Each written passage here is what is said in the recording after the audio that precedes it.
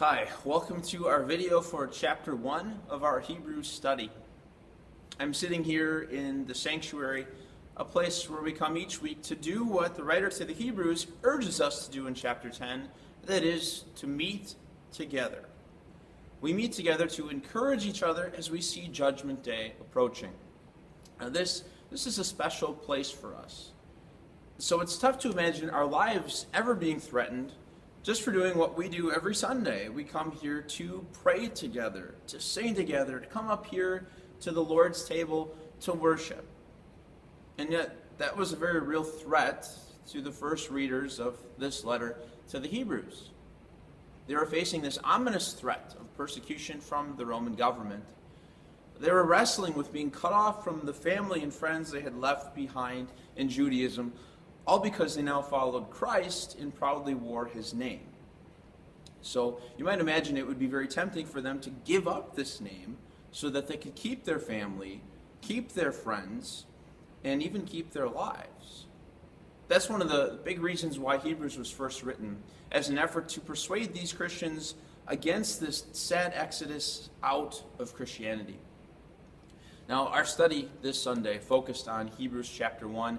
We noted that there's not even a greeting. The writer just launches into his case for Christ.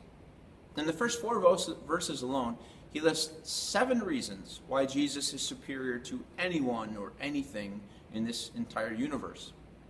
Now, as we mentioned before, our lives are not really threatened for being Christians, but we must admit that there are times where our hearts are pulled away from God by things that are incredibly inferior to Jesus. That's why it's important for us to read these verses today and understand these reasons and take them to heart.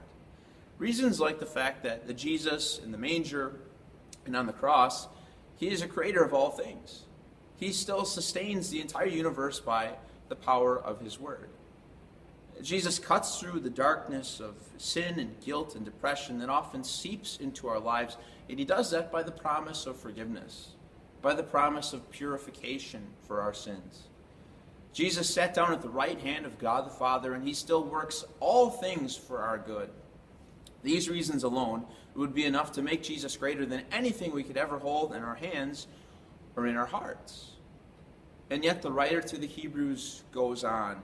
He quotes the Old Testament brilliantly. The Old Testament would have been really the main Bible the Hebrews would have known. He uses these Old Testament passages to show his readers that Jesus is the fulfillment of prophecy. He points out that Jesus had a special relationship with God the Father. He points out the fact that Jesus is eternal. He doesn't change, unlike so many things in our world today that change from day to day.